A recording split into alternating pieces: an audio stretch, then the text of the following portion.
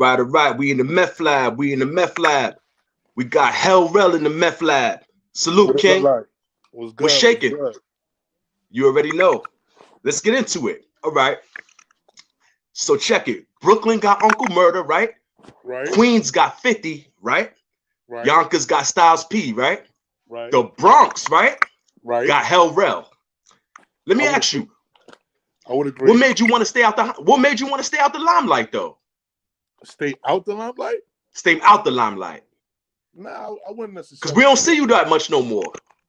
I wouldn't necessarily say stay out the limelight. I had three major deaths. My mother, my father, and my grandmother passed away like in 1 year. Sorry to hear. Sorry to Yeah, hear. so that shit kind of like made me fall back and just appreciate things that mean more than materialistic things. You feel me? That's a fact. That's a fact. In the music industry, right? Right.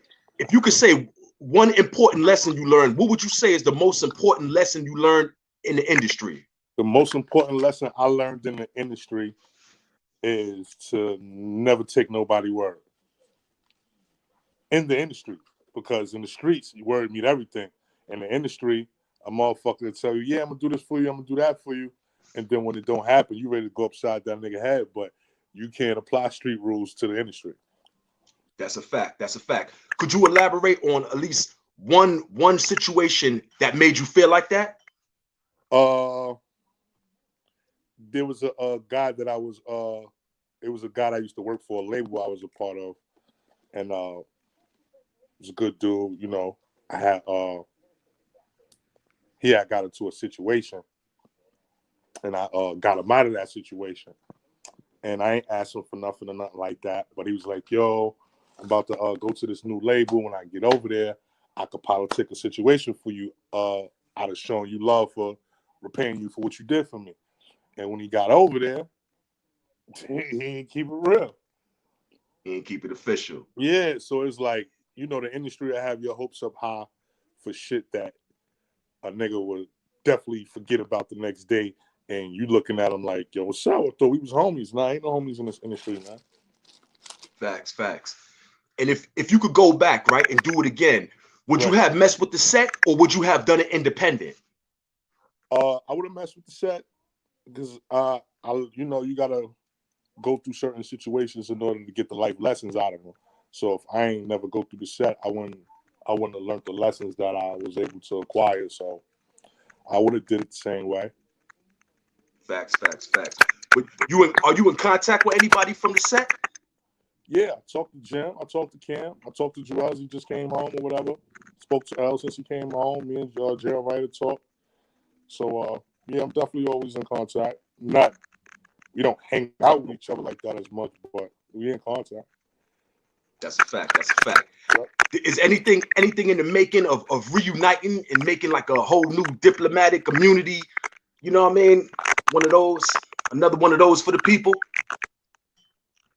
I don't necessarily know about all that, but if niggas need me for any type of projects, I'm there. You feel me? That's a fact. That's a fact. So as far as right now, what's your current position in music right now? Any projects you working on? Yeah, I'm working on the Golden Triangle right now. I got like 30 songs recorded, so I was just pretty much getting the right songs right. See what songs I want to put out. But I got like 40 songs ready to go. Ready to go. Okay, okay. Okay, okay. We looking forward to that too. Then let me ask you Appreciate it. this. You call it the Golden Triangle, right? Is there any Yeah. reason why you call it the Golden Triangle? Say that again. You're gonna call the project the Golden Triangle. Is there any reason why you're gonna call it the Golden Triangle? Because you Yeah. already know they're gonna jump all over you for that. They're gonna be like, oh, that's Illuminati. You know how they do. You know how they give it up. Nah, I know, but if nigga we have history and know what's going on, the Golden Triangle. If you look on the map in South in Asia, East Asia, that's actually where Frank Lucas went to go get his dope in the jungle. Mm. Vietnam, and you know what I'm saying. If you look on if you look at the map, it's a triangle. Saigon sits at the top. Vietnam, then I forgot the other country to the right, but it forms a triangle, and that's where 80% of the heroin comes from in the world. Tough. And you said you got 30 done so far. Yeah. And when could we expect that? I was thinking about dropping on March 9th in the honor of Big getting killed on that day. Okay. So that's coming right now. And you're going to drop that on all streaming platforms, everything ready to go? Absolutely. I was just waiting for the video that I shot to come back so I could drop everything at one time. Okay. You got any features on the project? Not just me. Just you on the whole project.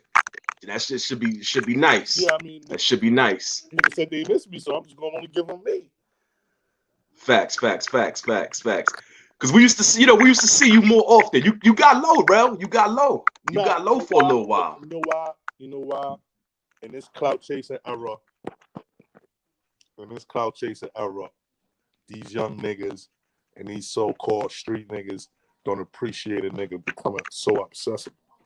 You feel what I'm saying?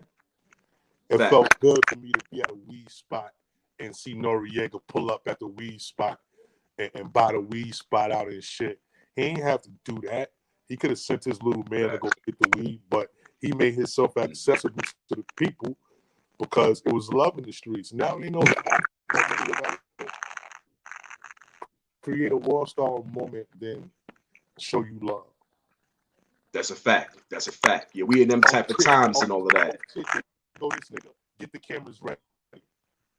And the nigga could have been listening to your music a half an hour before he seen you. So it's like, ain't no love out here, you feel me? Fact. Yeah, everybody want to get their cameras and record everything. It's a different time, Like me, I'm from the old New York, so I seen a whole different city, you know what I'm saying?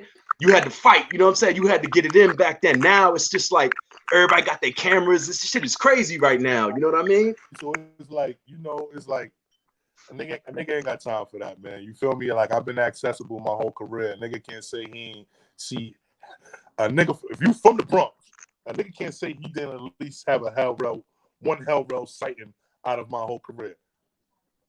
That's a fact, because you used to ride the moped and all that. You used to come through with the bike and all that. Yeah. Rell, I know. I trust me. Yeah. So it's horrible out here, man. When you got niggas like 6ix9ine wearing King Von shirts, disrespecting the dead, like these little young niggas don't give a fuck out here, man. You heard? Fact. It's a new day. It's kind of like I was watching a movie on some ancient Greek shit, right? No, the movie Troy. I don't know if you ever seen the movie Troy. That's a fact. You remember when the nigga Brad Pitt came to the motherfucking island that he was beefing with, and the nigga fucking knocked off the motherfucking head of Zeus? They said, "Oh my God, how you disrespecting the gods?" Right. It's like these young niggas from our hood that die. These young rappers, these niggas is rap gods. King Von is like a prophet. Like, once you die before your time, we consider you a rap prophet. You feel me? How you That's a fact. Prophet? That's a fact. So once it went that far, I say, you know what? I'm done with these niggas. You feel me? That's a fact. But then New York, like, we ain't riding our own wave no more. We riding like the Chirac wave. You know what I mean? We ain't riding our own wave. We lost it. Yeah, we lost it. And New York niggas will take something from you and make you feel like we'll make you feel like you ain't never had it before. That's a fact. Yo, Rell, let me ask you this: how you feel about that T.I. and Tiny situation?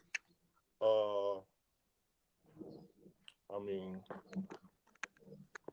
it's unfortunate if it's true, but no charges have been made, so I'm not into just tearing down our Black African kings and queens just because a few people jumped on the internet and made some accusations. You feel what I'm saying?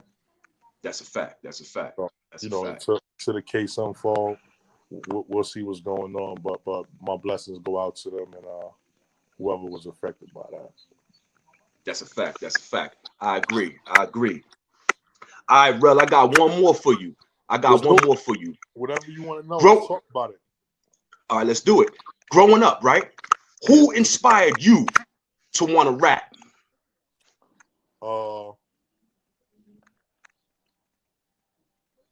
Big Daddy Kane. Mm, Big Daddy that's Kane. a fact. Swag, the flat tops, the cuts in the eyebrows. You know what I mean? Swag was different. Of course, KRS One coming from the Bronx. You understand what I'm saying? Fact. So, you know, all that shit, the Nas's, the Mobb Deeps.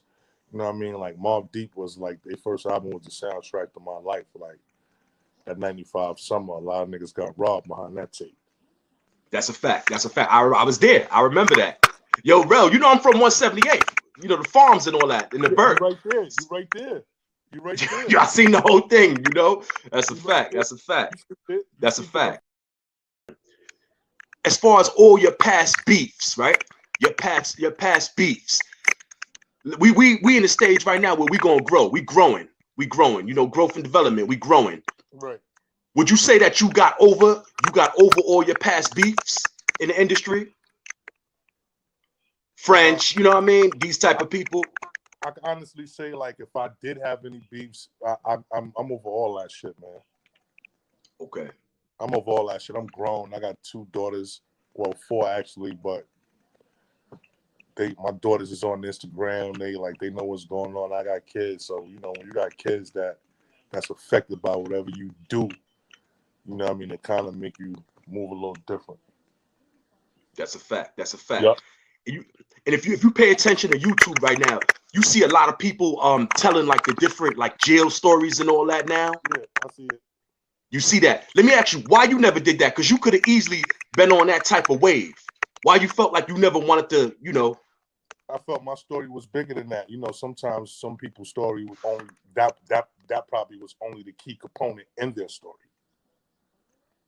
You know what I'm saying? Understood. I was kind of a little bit blessed to have other chapters added to my book. I'm not saying other people didn't have that, but I didn't really feel like that was something I wanted to glorize. It's like you knew about it. You know what I mean? Like you if you was there with me, you seen me, and it was just a horrible time in my life. I didn't really want to glorize it. That's a fact. I mean, as far as the gang, right? The gang shit here in New York. Like, how do you feel? What's your stance on that? How do you feel about that? Do you think that this shit got too big? Do you think it, you know what I mean, it took another direction? Should it have happened at all? I mean, you know, let me know. Elaborate on that. I think it took another direction, man. I think, man, you know, New York niggas turn gangs into crews. It's more of crews than gangs. You understand what I'm saying? Right. And, you know, we operate under the gang monkey, but it's just a whole bunch of niggas that's crewed up because it's just horrible, man. Like I feel for these young niggas, man. Like these my young guys too, but like, you know, it's crazy. You look at Chicago, you see all these little young niggas dying, man. Like this shit horrible, man. Like my thing is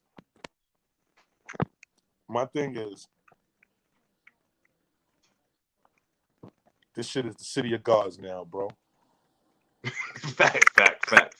You gotta realize you gotta realize it's hard to tell a young nigga who you didn't help get no money, who you didn't help give no advice to, who you didn't help shape and mold to become a young man. It's hard to tell them type of young niggas what to do. You feel me? Like we had OGs. We probably might didn't like the niggas, but we had OGs. These young niggas ain't got no OGs. That's a fact. So it's foreign for an older nigga to tell them something. You understand what I'm saying? Meanwhile, LA gang culture is tied into their OGs. Big respect for the OGs. That's why you got the big U's, you got the wax. Like the OGs is highly respected because these are the niggas that put on for the turf. There is no OGs of the gangs. It's a bunch of 20, 30-year-old niggas. Just they own the blind leading the blind. Blind leading the blind. You know? And blind leading the blind. And the land of the blind, the one-eyed man is king, right? It's king. That's a fact. Yo, we in the meth lab. We got Rell. You already know. Yo, Rell, once again, good looking for coming through. I'm going to hit you up in a minute. You already know. Yes, sir. Copy. Love, bro.